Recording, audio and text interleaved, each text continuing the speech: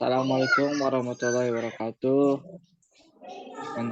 Konnichiwa minasan. Kami dari kelompok 11 akan mempresentasikan tentang pengajaran bahasa Jepang pada masa pandemik.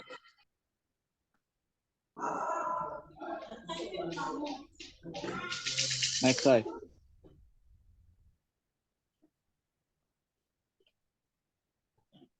Pembelajaran bahasa Jepang secara daring. Dengan adanya sistem PSBB pada saat pandemi membuat semua sektor tidak dapat beroperasi dengan normal, termasuk pada sektor pendidikan. Selain itu, diberlakukannya juga sistem kerja dari rumah atau biasa disebut dengan work from home atau disingkat WFH. Sistem kerja ini berlaku untuk semua profesi, termasuk juga guru. Dalam penerapan sistem ini, guru melakukan kegiatan pembelajaran melalui media yang direkomendasikan, seperti Zoom Meeting, Google Meet, Google Classroom, WhatsApp Group, dan lain sebagainya. Sehingga kegiatan belajar mengajar semua sekolah dilakukan secara daring atau online. Menurut Erma Yulis, pada tahun 2020, pembelajaran daring adalah pembelajaran yang dilakukan secara online dengan menggunakan aplikasi pembelajaran maupun media sosial. Pembelajaran daring merupakan pembelajaran yang dilakukan tanpa adanya tatap muka antara siswa dengan guru, tetapi melalui media platform yang sudah tersedia. Dengan adanya pembelajaran secara daring ini, guru dapat lebih leluasa dan praktis dalam mengajar. Tetapi pada sistem pembelajaran daring ini terdapat juga kendala dan hambatan pada saat pelaksanaannya, seperti kesulitan memahami materi, kurangnya konsentrasi pada siswa, serta kurangnya fasilitas yang mendukung terhadap pembelajaran jarak jauh ini.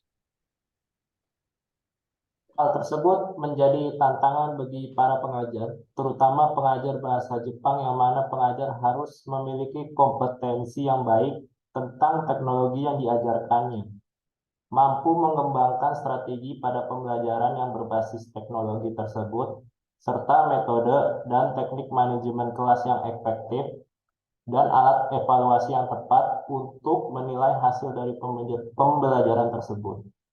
Untuk pengajaran bahasa Jepang di lembaga pendidikan menengah dan lembaga pendidikan tinggi dilakukan dengan berbagai strategi dan metode dalam pengajaran bahasa Jepang. Pengajaran akan menarik bagi siswa apabila pengajar mampu menyampaikan materinya dengan menarik dan menyampaikan sehingga siswa dapat menjadi aktif pada saat proses pembelajaran. Selain itu, adapun hal yang perlu disiapkan oleh pengajar bahasa Jepang, salah satunya yaitu media pengajaran seperti buku-buku pelajaran yang disertai media audio dan visual langsung dari Jepang.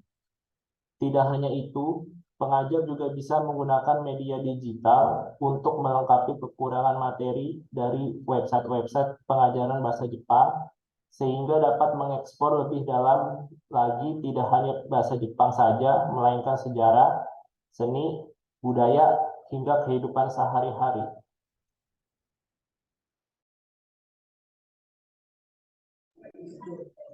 Faktor-faktor yang mempengaruhi proses pembelajaran. A. Faktor kesiapan siswa. Peningkatan yang dapat dilakukan yakni pada indikator sumber daya manusia dengan memberikan apresiasi kepada siswa dengan memberikan poin tambahan bagi siswa yang aktif saat pembelajaran berlangsung. Cara lain yang dapat dilakukan yakni dengan menyelingi pembelajaran dengan game pada akhir pembelajaran. Menurut Kesuma pada tahun 2020, dengan mengadakan game seperti kuis di akhir pembelajaran dapat meningkatkan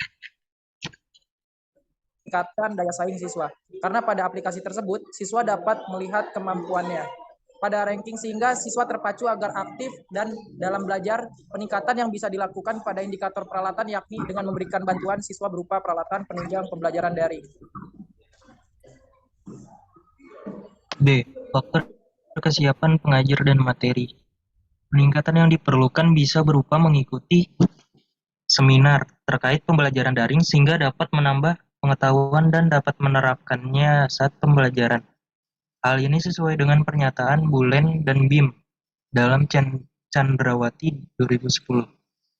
Guru berubah peran yang sebelumnya menguasai teknik mengajar konvensional, kini dituntut untuk bisa menggunakan teknologi atau ICT, sehingga guru harus bisa mentransisi pembelajaran dengan baik, mengubah cara mengajar yang terkesan monoton, misalnya dengan menggunakan media voice note. Saat mengajar, siswa bisa mendengar suara guru, sehingga dapat menambah kesan yang baik kepada siswa. Hal ini juga sesuai dengan pendapat oleh Ayub 2019 bahwa ekspresi guru saat masuk kelas mampu mempengaruhi suasana belajar, sehingga dapat menarik perhatian siswa untuk belajar. Jadi baik ekspresi maupun intonasi suara dapat mempengaruhi suasana belajar.